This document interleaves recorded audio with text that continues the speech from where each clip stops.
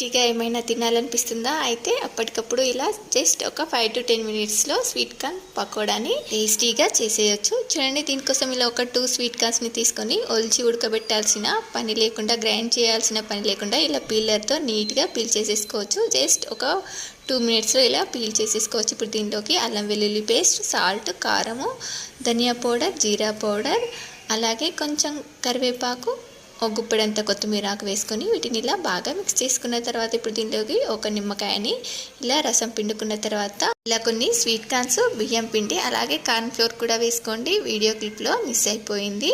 చూడండి, దీన్ని అంతా కూడా ఒకసారి ఇలా బాగా మిక్స్ చేసుకున్న తర్వాత దీంట్లోకి ఒక స్పూన్ ఆయిల్ వేసుకొని మిక్స్ చేసి ఇలా చిన్న చిన్న పకోడాలా వేసేసుకొని వీటిని మంచి రంగులోకి వచ్చే వరకు ఫ్రై చేసుకొని తీసేసుకోవడమే. ఇలా సింపుల్గా టేస్టీగా పిల్లలకి జస్ట్ ఒక 10 మినిట్స్లోనే ఇలా ఈవినింగ్ స్నాక్గా ఒకసారి ట్రై చేయండి. చాలా టేస్టీగా ఉంటుంది. Thank you.